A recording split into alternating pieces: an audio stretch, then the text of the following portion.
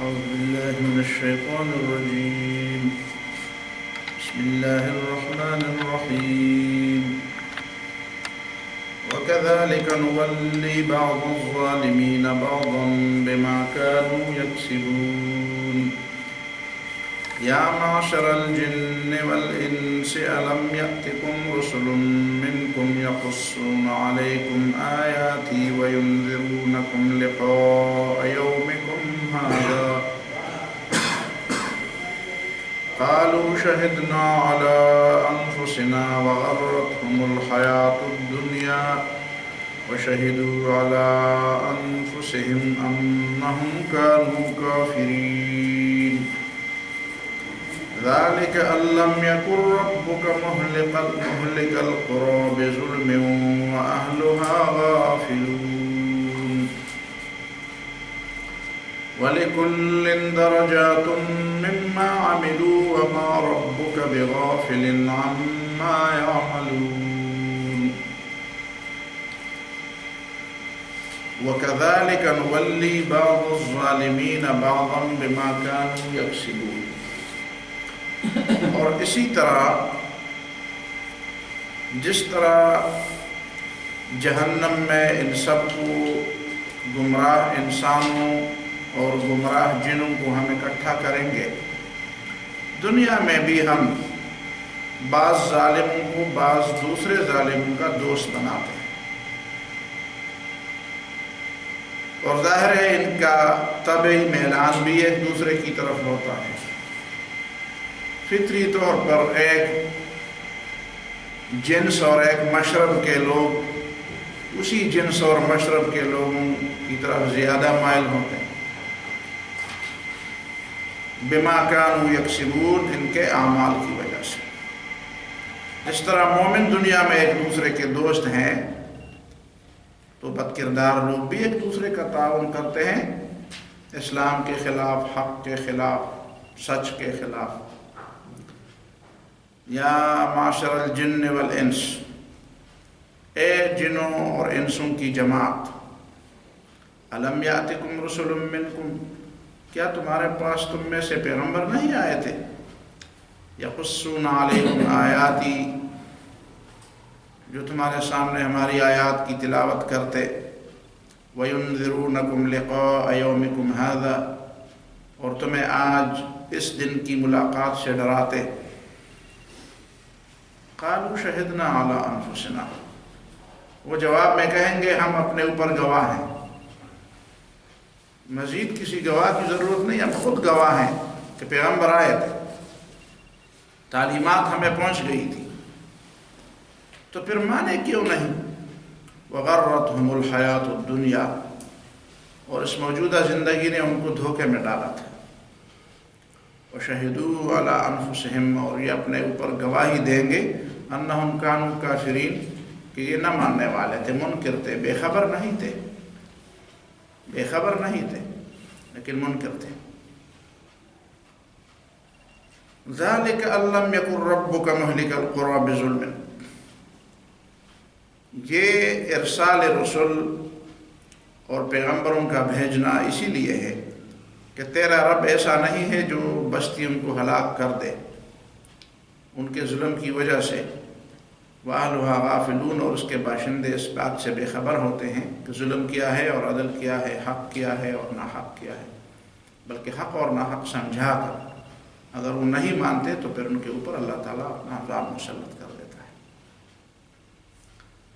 گزشتہ آیات میں وَيَوْمَ يَحْشُرُهُمْ جَمِيعًا يَا مَعْشَرَ الْجِنِّ قَدِ اسْتَكْثَرْتُم مِّنَ الْإِنسِ، وہ آیت اور یہ اور اس کے بعد والی آیت نمبر 130، یا معاشر الجن والانس الم یاتکم رسل منکم، یہ قیامت کے دن کی بات ہے۔ قیامت کے دن اللہ تعالیٰ جنوں اور انسوں کی جماعت کو اکٹھا بھی خطاب فرمائے گا، اور الگ انسانوں اور الگ جنوں کی جماعت کو بھی خطاب فرمائے گا۔ وہ پہلا خطاب صرف جنوں کی طرف ہے، یا معاشر الجن قد استکثرتم من الانس، اے جنوں کی جماعت، تم نے انسانوں کے بہت سے لوگوں کو گمراہ کیا۔ اب جب انسانوں کو پتہ چلے گا کہ ہماری باری بھی آنے والی ہے اور ہم سے بھی باس پرس ہوگی، تو وہ پہلے سے بولنے لگیں گے وقال اولیاؤہم من الانس ربنا استمتع بعضنا ببعض، کہ اللہ ہم نے اگر جنوں کی بات مانی تھی تو وہ تو دنیا کا کاروبار تھا، وہ تو دنیا کے معاملات تھے، وہ دین کی کوئی بات تو نہیں تھی۔ ظاہر ہے کہ ان لوگوں کے دماغ میں یہ بات رچی بسی ہے کہ دین الگ چیز ہے اور دنیا الگ چیز ہے،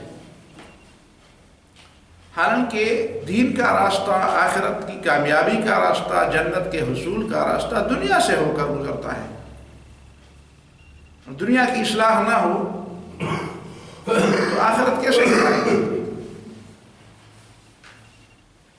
تو وہ سمجھتے ہیں کہ یہ تو ہمارا کاروبار تھا، ہم ایک دوسرے سے فائدہ اٹھانا چاہتے تھے، انہوں نے ہم سے فائدے لیے اور ہم نے ان سے فائدے لیے، اس میں دین کا کیا ہے؟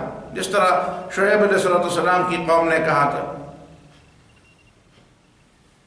کہ الصلاۃ تأمرک ان نترک ما یعبد آباؤنا او ان نفعل فی اموالنا ما نشاء انک لانت الحلیم الرشید، یہ لمبی لمبی تمہاری نمازیں کیا تجھے اس بات کا حکم دیتی ہے کہ تم ہمیں روکو ان معاملات اور ان باتوں سے کہ ہم اپنے مالوں میں کیا کیا، کس قسم کے اختیارات اس میں استعمال کر دیں، کس قسم کا عمل اس میں جاری رکھیں، کس انداز سے اس کو کمائیں، کس انداز سے اس کو خرچ کر دیں۔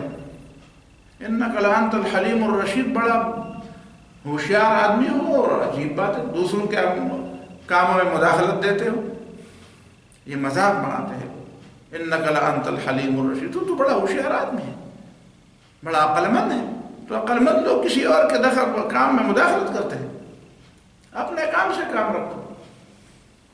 تو مالی معاملات میں اور انسان کے فائدے دینے اور فائدے لینے کے معاملات میں لوگ اللہ تعالیٰ کی مداخلت نہیں مانتے، شریعت کی مداخلت نہیں مانتے، آج بھی نہیں مانتے لوگ، مسلمان ہوتے ہوئے بھی یار یہ تو ہمارا کاروبار ہے، اس میں شریعت کا کیا ہے، تو پیسہ تو کمانا ہے۔ وہ سمجھتے ہیں کہ یہ توحید سے الگ کوئی چیز ہے، عبادت سے الگ کوئی چیز ہے، یہ عبادت کے فریم میں یہ چیزیں نہیں آتی، عقیدے کے فریم میں یہ چیزیں نہیں آتی، اسلام کا دخل ان چیزوں میں نہیں ہونا چاہیے۔ گویا کہ وہ بھی سیکولر لوگ تھے، یہ سیکولرزم کے قائل لوگ اس طرح کہیں گے ربنا استمتع بعضنا ببعض، یہ تو ہمارا، اور یہ مزے لینے کی بات ہے۔ استمتع بعضنا ببعض، ہم ایک دوسرے سے مزے لیتے تھے، ایک دوسرے سے فائدے اٹھاتے تھے اور مزے لیتے تھے۔ وَبَلَغْنَا أَجَلَنَا الَّذِي أَجَّلْتَ لَنَا، اتنے میں تمہارا مقرر کردہ وقت آ گیا کہ ہم مر گئے، ہمیں مہلت ہی نہیں ملی کہ دنیا کے دھندوں سے فارغ ہو کر کبھی آخرت کی بھی کوئی فکر کر لیں۔ وہ سمجھتے ہیں کہ آدمی جب دنیا کے کام کا نہیں رہتا تو پھر وہ آخرت کی طرف متوجہ ہے، اور چند سجدے کر کے اور چند تسبیحات پھیرا کر وہ آخرت کی تیاری کر لے گا، یہ ذہنیت ہے۔ ہم دیکھتے ہیں کچھ لوگ جب با اختیار ہوتے ہیں تو ان کو اسلام یاد نہیں آتا، جب اختیار سے نیچے گرائے، کرسی سے نیچے گرائے جاتے ہیں یا گرتے ہیں یا خود اترتے ہیں یا اتارے جاتے ہیں، اس کے بعد پھر وہ سمجھتے ہیں یار واقعی اسلام میں یہ ہے اور اسلام میں، بھائی تو جب کرسی پر بیٹھا تھا تجھے اسلام یاد نہیں تھا؟ تو قال النار مثواکم خالدین فیہا، اللہ تعالیٰ ان کے یہ بہانے رد کر دیں گے، ان بہانوں کا کوئی جواب ہی نہیں دیا جائے گا، اس لیے کہ اب سمجھانے کا وقت تو چلا گیا، اب سمجھانے کا وقت تو ہے نہیں کہ ان کو یہ بات سمجھائی جائے کہ نہیں یہ تو دین کی بات تھی، یہ تو اسلام جامع نظام حیات ہے، عبادات ہے، یہ حقوق اللہ اور حقوق العباد کی ادائیگی ہے، یہ بات ہے تو دنیا میں ہونی چاہیے تاکہ اس میں عمل ہو سکے، قیامت میں ان باتوں کا کیا فائدہ؟ تو ان کو سمجھایا جائے کہ نہیں نہیں یہ اسلام سے باہر کی چیزیں نہیں تھی، یہ اسلام کے اندر کی چیزیں تھیں، اسلام ان سب چیزوں کو حاوی ہے۔ یہ باتیں سمجھانے کا وقت، یہ سب سمجھانے کے لیے تو قرآن بھیجا گیا تھا، انبیاء بھیجے گئے تھے، یہ نہیں سمجھے تو وہاں پہ کیا سمجھو، وہاں تو سمجھانے کا دوسرا طریقہ اختیار کیا جاتا ہے، ان کو جہنم میں اندھے منہ گرایا جائے، اعاذنا اللہ من ذلک۔ قال النار مثواکم، کہ دفع ہو جاؤ، جہنم میں جاؤ۔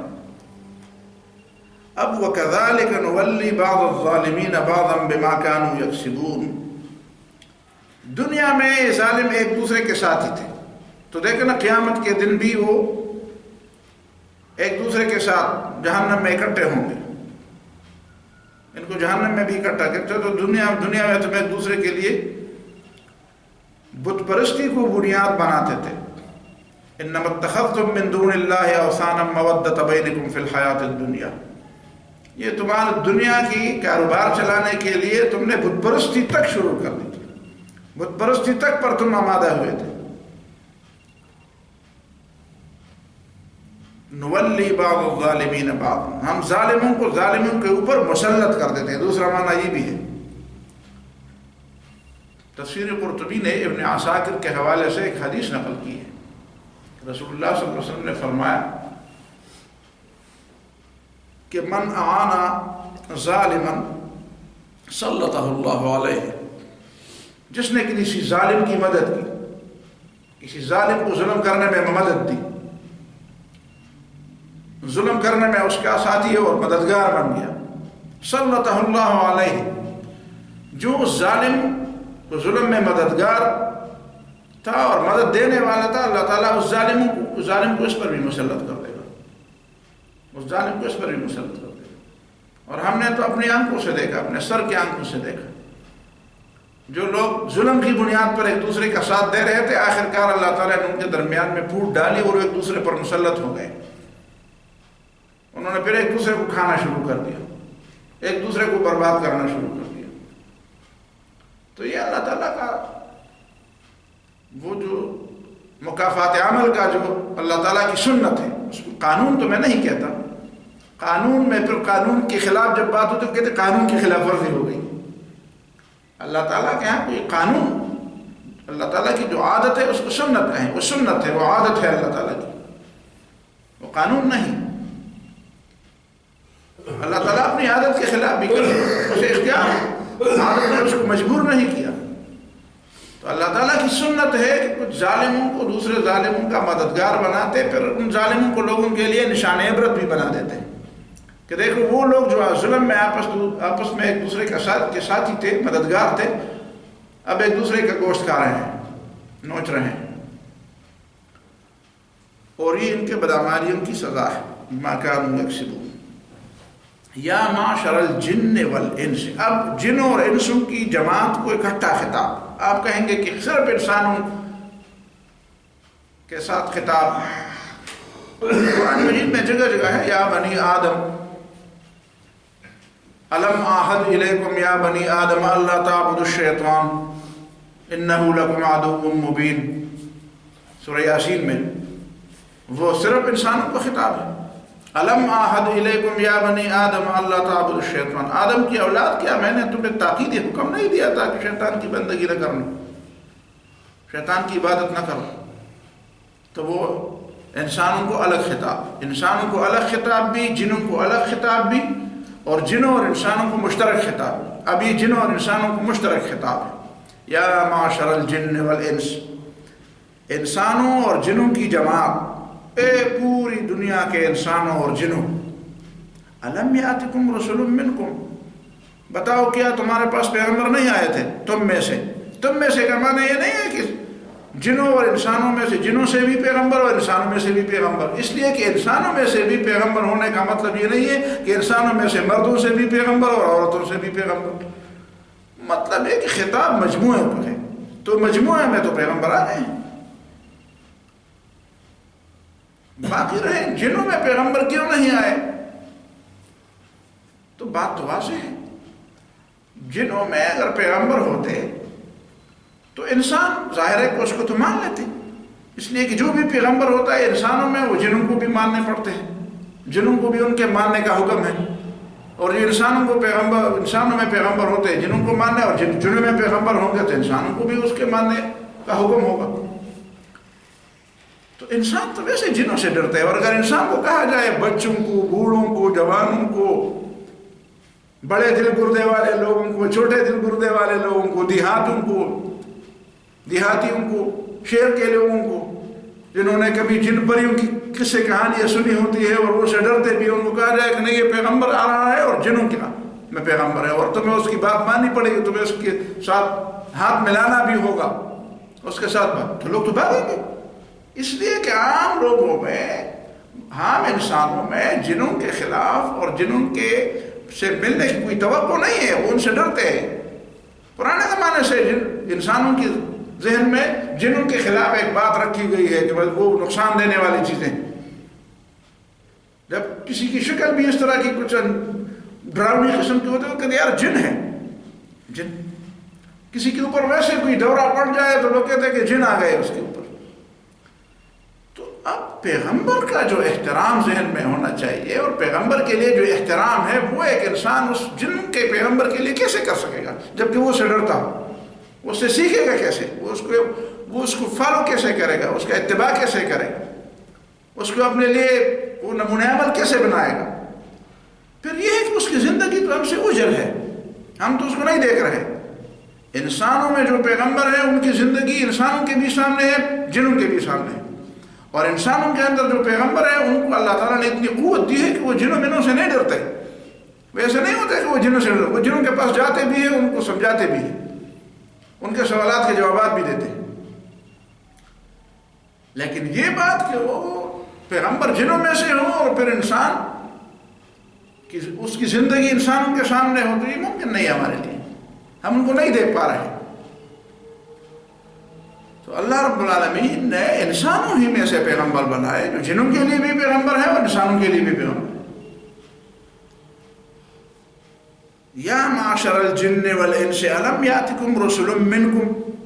اب رسل منکم اور یقصون علیکم آیات، پوری دنیا کے انسانوں کے لیے ہر رسول کو بھیجا گیا ہے. یہ اس آیت کا مفہوم نہیں ہے. یعنی بحیثیت مجموعی ساری انسانیت اور جن سب کو مخاطب کر کے کہا جا رہا ہے. پیغمبر آئے تھے کہ نہیں آئے تھے؟ سب تو پیغمبر آئے تھے، جنوں کو بھی سمجھایا، انسانوں کو بھی سمجھایا، اور اپنے اپنے زمانے میں لوگوں کو دین کی دعوت دی اور دین کی بات سمجھائی. بس یہ بات یہاں پہ پیش نظر ہے اور یہ بات ان آیت سے ثابت ہوئی.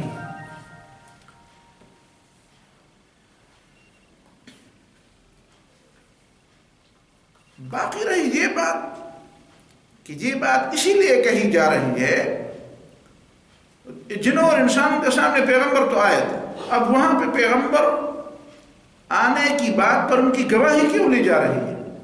اسی لیے لی جا رہی ہے کہ ان کو یہ بتایا جاتا ہے کہ تمہارا کوئی عذر، کوئی معذرت، تمہارا کوئی بہانہ نہ قابل قبول ہے اور نہ معقول ہے. معقول بھی نہیں اور قابل قبول بھی نہیں. اس لیے کہ پیغمبر آئے تھے اور پیغمبروں نے تمہیں سمجھانے کے لیے سب جو کچھ اس سے اس کی ذمہ داری تھی وہ اس نے ادا کی. اب آگے ماننے کی بات تمہاری تھی اور مانی تم نے نہیں، تو اب کون سی بات کر رہے ہو؟ کون سی معقول بات ہے تمہارے ساتھ کہ جب بات تمہیں سمجھائی گئی ہے اور سمجھانے میں کوئی کسر نہیں چھوڑی گئی ہے تو آگے تو بات آپ کے سمجھنے کی تھی اور آپ کے عمل کرنے کی تھی، وہ آپ نے کی نہیں، تو آپ اس میں مزید بات کرنے کا فائدہ کیا؟ الم یاتکم رسل منکم یقصون علیکم آیاتی. آیات سمجھائے تھے کہ نہیں سمجھائے تھے؟ بیان کیے تھے. دوسری بات وَيُنذِرُونَكُمْ لِقَاءَ يَوْمِكُمْ هَذَا. اس آخرت کی بات، یہ بہت بڑا واقعہ ہے. آخرت کبرت فی السماوات والارض، بہت بڑی بات ہے. ثقلت فی السماوات والارض، پوری کائنات میں یہ بہت بھاری خبر ہے. کبھی کہتے ہیں نا بہت بڑی خبر بنے گی، لوگ کہتے ہیں ہم بولیں گے تو بڑی خبر بنے گی. تو بہت بڑی خبر جو ہے وہ قیامت کی خبر ہے. ثقلت فی السماوات والارض، کائنات کی سب سے بڑی خبر قیامت کا آنا. تو آیاتی یقصون علیکم آیاتی میں تو احکام مراد ہے، اور احکام میں ظاہر ہے کہ اللہ، رسول، کتاب، یہ ساری چیزیں سب کو ماننا. اور علی الخصوص وَيُنذِرُونَكُمْ لِقَاءَ يَوْمِكُمْ هَذَا، قیامت کی بات بالخصوص اس لیے اس کا تذکرہ ہوا کہ قیامت کی بات تو بہت بڑی بات ہے. انسانوں کی دوبارہ پیدائش اور اس پوری کائنات کا نظام بالکل ایک نئے اصول پر اور ایک نئی سنت اور نئے قواعد پر استوار کرنا، ایک نئی زندگی پر استوار کرنا. وَيُنذِرُونَكُمْ، اور تمہیں ڈرایا نہیں تھا لِقَاءَ يَوْمِكُمْ هَذَا، اس دن کی ملاقات سے.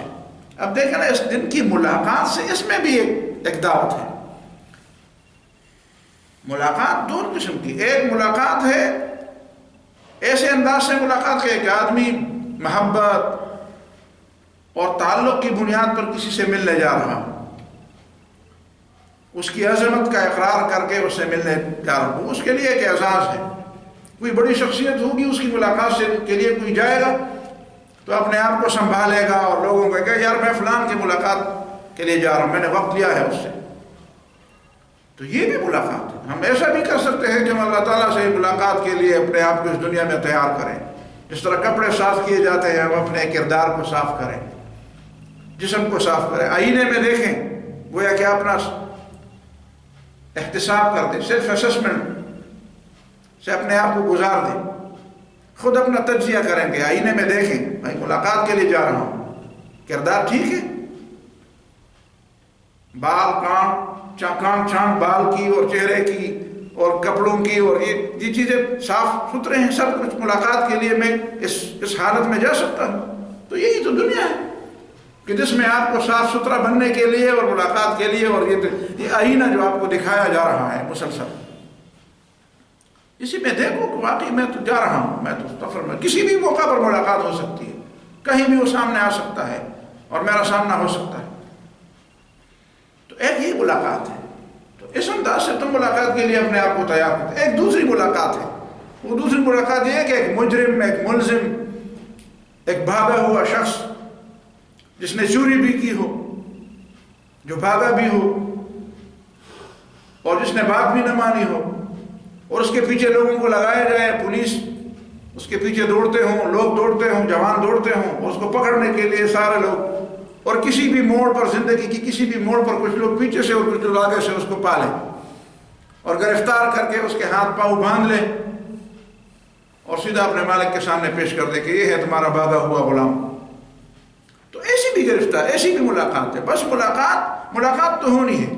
اب اس ملاقات کو تم کس شکل میں بنانا چاہتے ہو یہ تمہارے اختیار میں ہے.